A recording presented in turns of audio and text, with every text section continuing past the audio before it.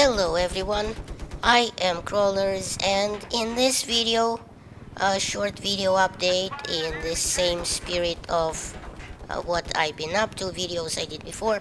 I'll show you one more thing I did to mod my G27 wheel that I seem to adjust non-stop now. I probably should have done this in my previous video, as I showed you that I modded the gear shift for a softer shifting feel and also replaced the brake pedal spring for a softer one. This time I am taking apart the hub that contains the wheel itself because I want to completely remove it and get rid of the two clamps on the sides of the wheel that kind of clamp it to a surface like a tabletop. Because you see, I bought myself this shiny new stand for these exact purposes, and the stand contains holes for mounting the wheel with two bolts, and I really don't have any more use for the clamps. Actually, removing the clamps was a terrible pain in the ass because it's a needlessly complicated process. But I wanted to go through it nonetheless because I kept banging my knees on the clamps when I, moving my feet between the pedals. And I mean, the clamps are pretty big. So right now I'm gonna show you the process and a few photos I took while taking the wheel apart because it's kind of very involved. So here's how it went. So first I took the wheel off the stand, obviously, and this time, surprisingly, I disconnected everything, unlike the last time I worked on it. So, next I took the 6 Allen screws off the front of the wheel itself to disconnect it completely. Obviously, the 6 screws are overkill for this kind of thing, but they did it anyway, for looks, I guess. And by the way, another thing that really struck me was that these were screws and not bolts. I mean, they drove into the plastic on the other side and they weren't being held in place by a nut. So I took the wheel off and carefully unplugged it, unplugged the small PCB that was on the other side of it, that has connections to the buttons and, the RPM rev lights.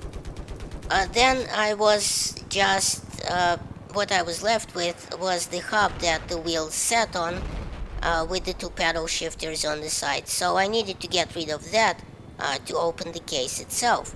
So out come the 3 long screws that held it in place.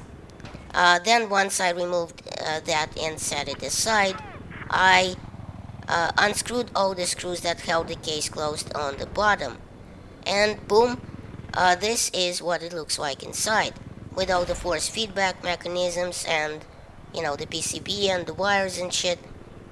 From then on, I just popped out the 2 clamps on each side and just reversed everything I did before. Here is the clamps out in the wild, by the way, and I also noticed something on the steering wheel that I couldn't figure out if it was Death to America or something else, but I'm hoping someone here speaks Chinese that can translate. Maybe just a quality control sticker, you never know. So from then on, it was just a matter of putting everything back together in its place and mounting the wheel on the 2 bolts on a small platform.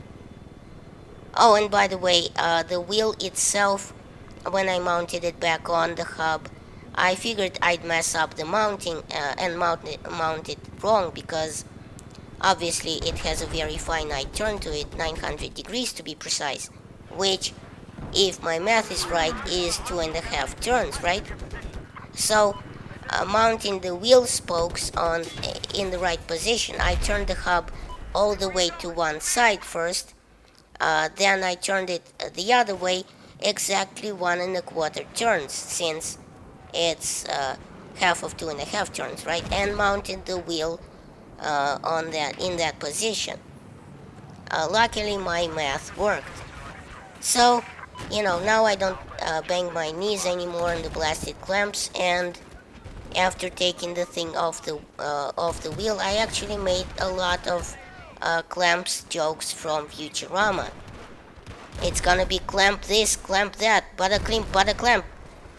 So thanks for watching. Please rate and share this video or I'll clamp ya. And remember, in Soviet Russia, YouTube subscribes you.